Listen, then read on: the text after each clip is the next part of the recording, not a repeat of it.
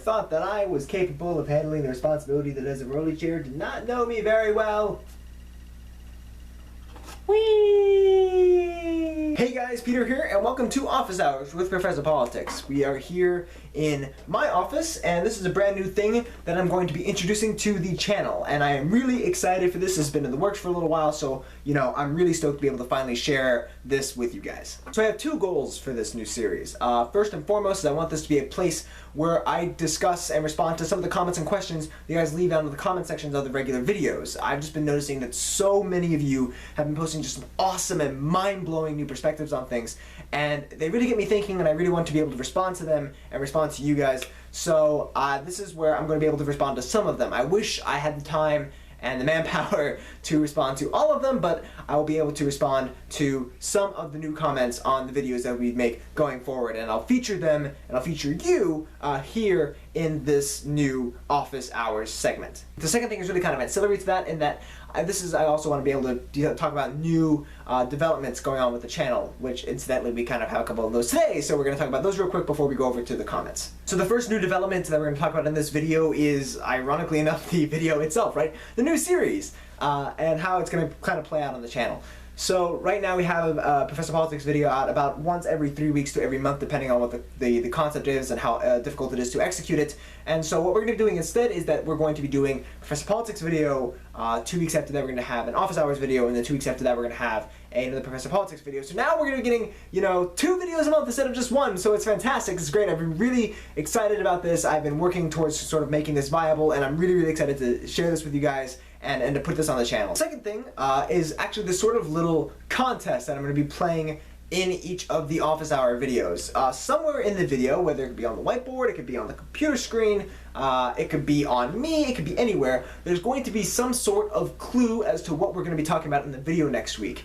And I kind of like the idea that NerdSync has in their videos and in their comment response videos on awarding prizes of recognition and otherwise nothingness, sorry, but awarding recognition to those who were able to do something really, really interesting, really, really cool. And so those who get it right, the first person to get it right, what we're going to be talking about in the next video, will get the, I don't know, we're going to come up with a name,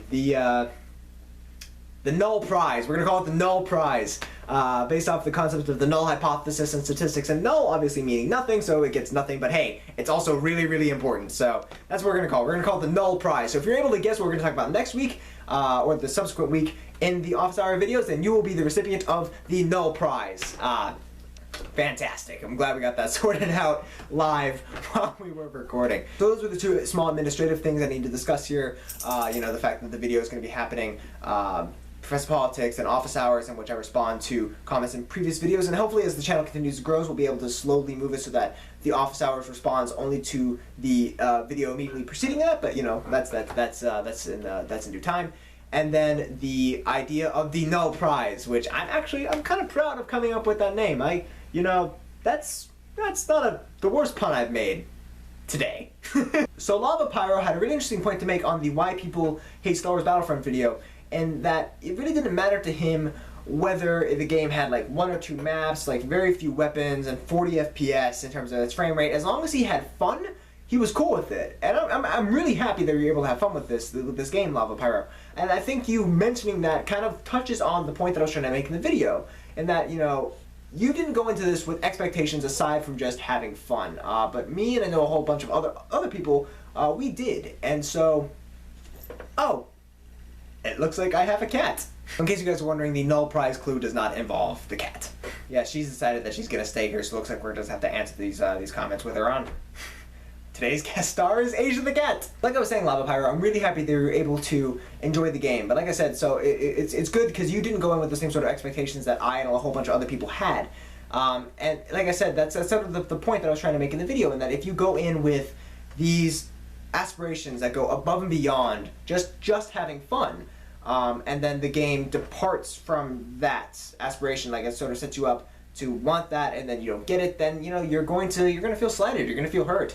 So that's sort of the point I was going to make in the video. So I'm really, really glad that you were able to have fun with it. I continue to not. Ashley Flynn left 2 really interesting comments on the Why We Have New Year's Resolution video.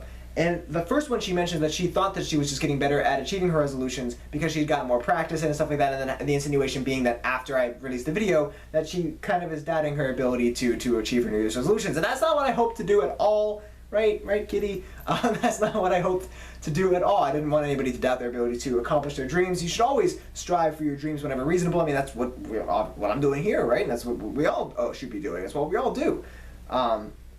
Yeah. Sorry, the cat is very distracting. You know, you could just film the video without the cat on your lap. Yeah, but then I wouldn't have a cat on my lap. And do I really want to go through life like that? But I think you actually might be onto something here with regards to how you feel like you're accomplishing your New Year's resolutions easier each year. I think it has less to do with the fact that you're more practiced and that you're starting to, as you get older, you know yourself better. And as you know yourself better, you set more realistic aspirations for yourself. You set more realistic goals, and you're able to better accomplish them. So, you know, I'm glad that you're able to accomplish your New Year's resolutions. The other comment that I actually had related the idea of the fresh start fallacy with the practices of Wicca, which is really, really interesting. She mentions that different observances and different rituals are occurred at different points in the lunar cycle, right? So certain things will happen on the full moon, certain things will happen on the half moon and the new moon, etc.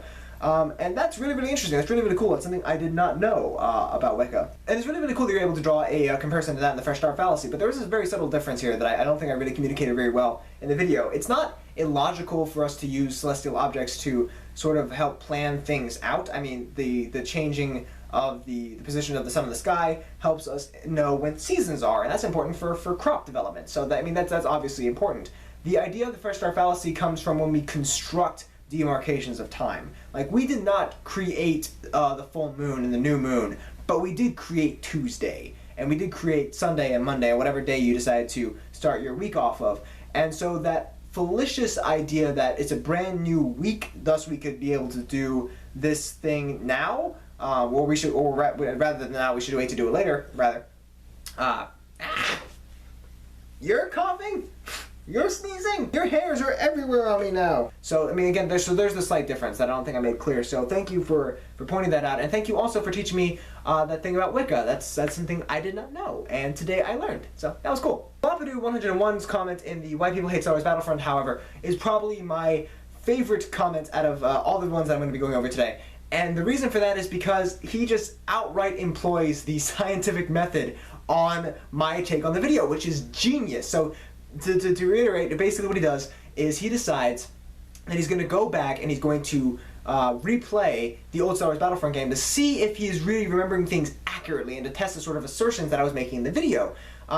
So whether or not he came back as saying that I was right or that I was wrong, I was just absolutely floored. I loved it. That was fantastic.